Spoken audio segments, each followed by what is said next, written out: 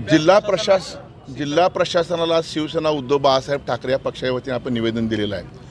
खरं तर सरकारी दवाखाना हा फार मोठा अनेक लोकांना एक आधारवड आहे। मी कोल्हापूर जिल्हा असून दे, सिंधुदुर्ग जिल्हा, कोकण असून दे किंवा आमचा कर्नाटक आसपासचे लोक तिथे येत असतात एक अपेक्षेने।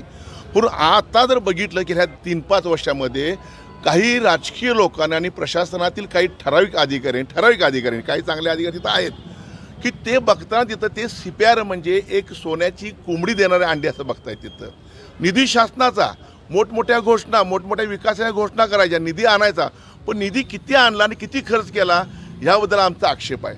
खरं तर ज्या CTVC म्हणतात त्याला CVTSला बघतात, म्हणजे हृदय शस्त्रक्रिया विभागाला 52 कोटी रुपयाचा त्यांनी प्रस्ताव दिलेला आहे।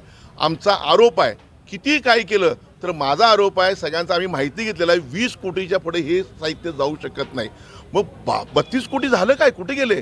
बरं, तुम्ही तिथं काम करताना ज्या पद्धतीने कोटेशन काढले ते कोटेशन फेक असा आमचा आरोप आहे। एकाच माणसाने 3 कोटेशन तयार केले असं माझा त्या नजरेतनं आता आलेलं आमच्या माहिती घेतलेली आम्ही।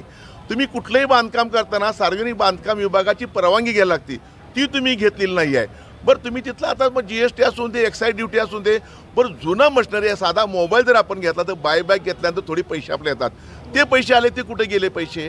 ह्या सगळ्या गोष्टीचा उहापोह जर केल्यानंतर माझी खात्री आहे 25 कोटी जर असतील तर 52 कोटी म्हणजे उलटा फिगर जाऊन मोठ्या प्रमाणात इथं भ्रष्टाचार झालेला आहे।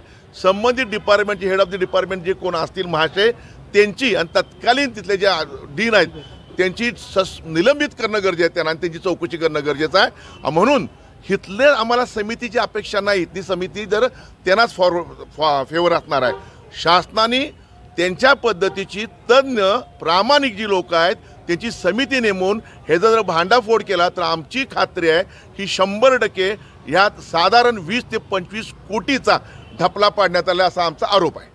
या कंपन्या साधारण कुणाच्या किंवा शक्यता तुमच्या पडताळणीत काय नेमकं नाही, आता ह्या जर कोटेशन जर बघितलं आपण तर कोटेशन एक वडोदरा म्हणून कुठे जय भवानी नावाचे जे वडोदरा नावाची एक कंपनी आहे वडोदरा, पण जय भवानी वडोदरामध्ये असण्याची शक्यता फार कमी असं माझं मत आहे। असं असलं तर आनंदच आहे।